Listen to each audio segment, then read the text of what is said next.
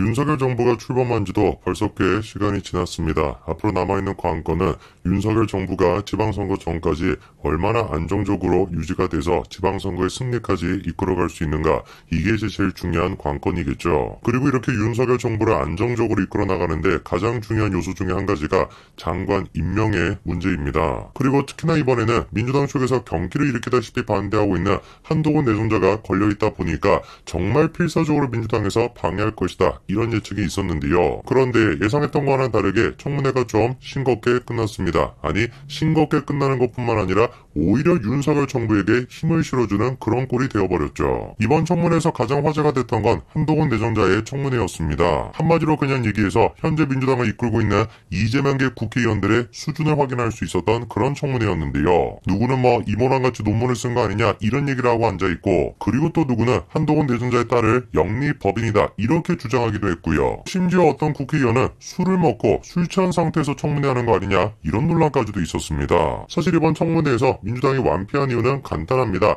한동훈 내정자 청문회인데 한동훈 내정자를 검증하려고 하는 것이 아니라 너무 무리하게 한동훈 내정자를 조국 사태랑 엮으려고 하다 보니까 상상의 날개를 너무 많이 펼쳐가지고 저런 꼴이 난 겁니다. 그렇게 민주당은 이번 청문회를 통해서 개망신을 당했는데, 그러면 이제 우리가 생각해봐야 되는 게, 이런 상황 속에서 윤석열 대통령이 과연 한동훈 내정자를 필두로 한 다른 장관 임명자들을 임명할 것인가, 이 점에 대해서 우리가 생각해봐야 되겠죠. 우선 일단 지금 분위기로 봤었을 때 윤석열 대통령이 한동훈 내정자를 임명할 가능성이 높아 보입니다. 뿐만 아니라 김현수 여가부 장관 또한 마찬가지로 임명할 가능성이 높아 보이는데요. 약간 지금 애매한 사람이 정호영 내정자인데, 민주당 쪽에서는 이런 식으로 으르렁거리고 있습니다. 현재 남아있는 3명 후보자 중에 단 한 사람이라도 임명하게 된다면 그에 상응하는 대응을 할 것이다, 이렇게 으르렁거리고 있죠. 솔직히 저 개인적으로는 한동훈 내정자가 됐거나 김현수 내정자가 됐거나 두 사람을 임명하는 것은 별다른 문제가 안 될 것 같은데, 정호영 내정자 같은 경우는 약간 문제가 될 것 같긴 합니다. 그런데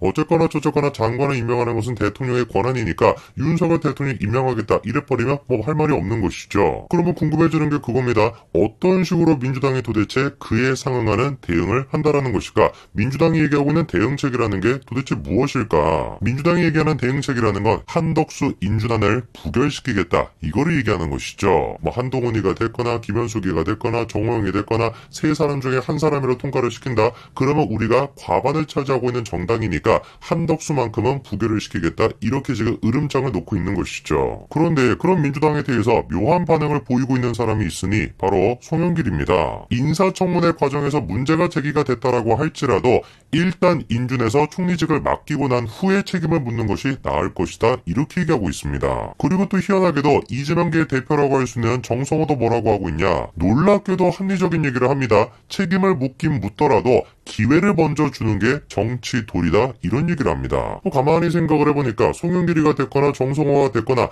두 사람이 가지고 있는 공통점이 뭐겠습니까? 사실상 두 사람 전부 다 지방선거랑 연결이 되어 있는 사람입니다. 애당초 송영길은 자기가 서울시장 후보로 나와 있는 상태이고, 그리고 정성호 같은 경우는 이재명을 생각할 수밖에 없겠죠. 그러면 바꿔 얘기해가지고 왜 도대체 송영길, 정성호 저런 사람들이 일단 한덕수를 임명하자, 이런 식으로 얘기를 하는 것일까? 이유는 그냥 딱 한 가지, 괜히 민주당이 윤석열 정부를 발목 잡게 하려고 한다, 이런 인식이 만들어져서 역풍이 불어서 지방선거에서 대패할까봐, 혹시라도 이재명의 방탄조끼를 입혀주는 게 실패할까봐, 그게 지금 염려스러워서 저런 얘기를 하는 겁니다. 자, 그럼 이런 상황에서 궁금해지는 게 윤석열 대통령은 도대체 어떤 생각을 가지고 있냐, 이것인데요. 이번에 윤석열 대통령이 여야 지도부와 만남을 가졌는데, 특히나 눈에 띄는 것이 송영길 위원장에 대해서 깍듯이 예를 갖추고 있습니다. 실제로 당시의 분위기가 굉장히 화기애애했다, 이런 얘기가 나오고 있는데요. 특히나 이번에 윤호중 같은 경우는 김건희 여사랑 만났을 때 웃음꽃이 만개해가지고 논란이 됐던 적이 있지 않습니까? 그렇게 민주당 쪽에서 신라호텔 영빈관에서 만찬한다고 공격을 했는데, 정작 윤호중이가 김건희 여사를 만나서 웃음꽃이 피어 있으니까 당연히 민주당 쪽에 있는 사람들이 보기엔 기분이 나빴을 겁니다. 그런데 그 이유가 무엇인지가 저 자리에서 밝혀졌는데, 김건희 씨가 윤호중한테 파평 윤씨 종친이기도 한데 잘 도와달라, 이렇게 부탁해가지고 웃었다라는 거죠. 윤석열 대통령이 장관 임명하기 직전에 저렇게나 여야 사이에 좋은 분위기가 연출이 됐다, 이게 의미하는 게 뭐겠습니까?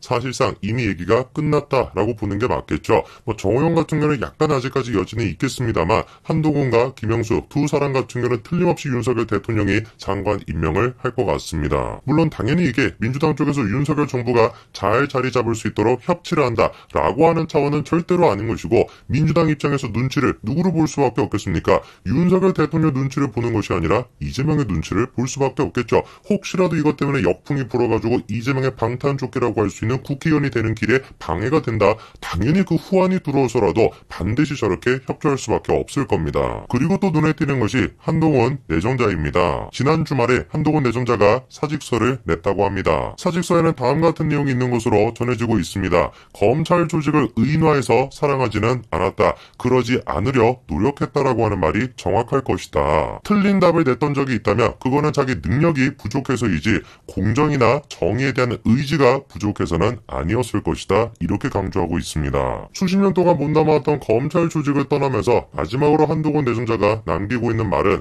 공정과 상식입니다. 그리고 마지막으로 떠나면서 지난 문재인 정부에서 자기가 받았던 피해에 대해서도 다음과 같이 언급하고 있는데요. 지난 몇 년 동안 자기 편 수사를 했다라고 하는 이유로 권력으로부터 광기에 가까운 집착과 별의별 린치를 당했지만 팩트와 상식을 무기로 싸웠고 결국 그 허구성과 실체가 드러났다. 이렇게 얘기하고 있습니다.